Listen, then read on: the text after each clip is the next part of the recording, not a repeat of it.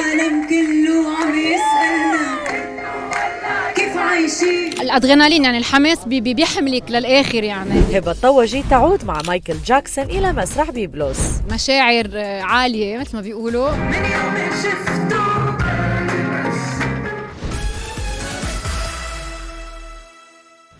ما فيكم تحت الطير قفص من حديد.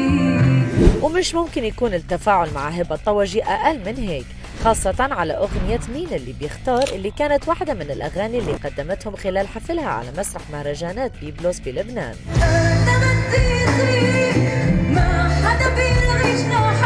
كتير حلو ورجع على بيبلوس كتير حلوة، وكتير في تفاوت بالأعمار بين ناس كتير كبار وناس وسط وناس صغار، وهذا حلو كتير. أنا بحب هالشيء إنه الفن تبعنا تبع هبة عم يوصل لكل شريحة من المجتمع، وهذا شغله كتير جيد يعني أنا بشوفه. واو أكتر من رائع الكونسرت. ثانك يو ندى، ميرسي كتير. هلا بعدني طالعة من المسرح يعني بعدها هيك المشاعر عالية مثل ما بيقولوا. انبسطت كتير بالجمهور برجعتنا على بيبلوس. هالمسرح بيعني لي كتير، يعني هو أول مسرح وقفت عليه بحياتي، كان عمري 19 سنة، ومن وقتها لليوم قطع 15-16 سنة، يعني عرفتوا عمري باي ذا واي. إنه قطع كتير أشياء بحياتي، ويعني وجودنا هون هو دليل الاستمرارية والنجاح، وكتير سعيدة. والسعادة كانت واضحة عليها بكل تفاصيل هالحفل، بداية من الإطلالة، فاختارت لأول جزء من الحفل هالفستان الأصفر لترجع وتطل بهالمتاليك بلو دريس القصير. والتحضير ما كان بس باللوكس أكيد، فالحفل كان كامل من كل النواحي، موسيقيا وتقنيا، من ناحية الإضاءة والإفكتس والفيجوالز اللي رافقوا هبة أون سكرين. قد ايه استغرق هيك تحضير لهذا الكونسرت الكبير؟ اكيد صار لنا فتره بنحضر هالكونسرت، لانه ما بنحب انه نطلع بكونسرت عادي، بنحب انه يكون في كل مره بنطلع فيها ببيبلوس شيء جديد بنخص فيه المحل نحن فيه، نعمل اكثر شو، يعني تفكير اكثر شو، فيه اخراج، فيه افكار جديده، اغاني جديده كمان، حتى تكون هيك ليله ما بتنتسى يعني. ومثل العاده كانت هبة نجمه استعراضيه بامتياز. صار وقت نرقص شوي، شو رايكم؟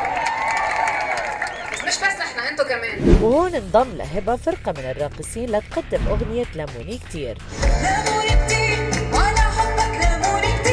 ما تعبتي يعني ما اسم الله ما في بريك. اكيد تعبت، بس بعتقد لانه وقت تشوفي الجمهور قد ايه مبسوط وفي تفاعل، الادرينالين يعني الحماس بيحملك للاخر، يعني في تعب اكيد. واكيد هالكونسرت كان فرصه ليسمع الجمهور اللبناني اغاني البوم هبة الاخير بعد سنين، فغنت كسيرة سيرة الاولى وغيرها. وقدمت زمان مع فرقة دبكة لتناسب الأجواء، ورافقوها الليركس على الشاشة. هي افكار اكثر، يعني الناس ما بتقبل منها اقل من هيك.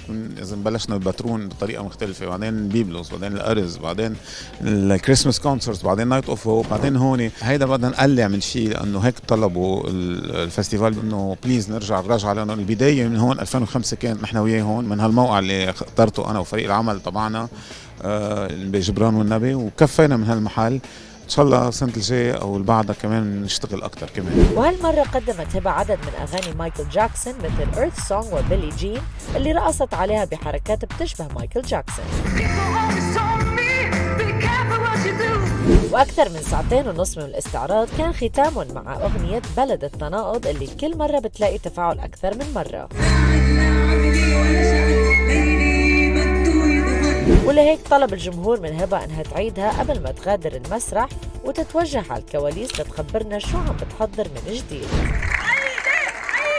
العالم كله عم يسألنا كيف عايشين، هيدي بلدنا. بروجكت نكست بلان، عرفنا بترا هلا سهون. عنا حفلة الأردن ب 25 آب ببترا، الأول مرة لإلي ببترا، كتير مبسوطة. شو في تحضيرات كمان جديدة؟ في شيء هيك أغاني هلا على الطريق؟ في تحضير لأشياء لسنة الجاي.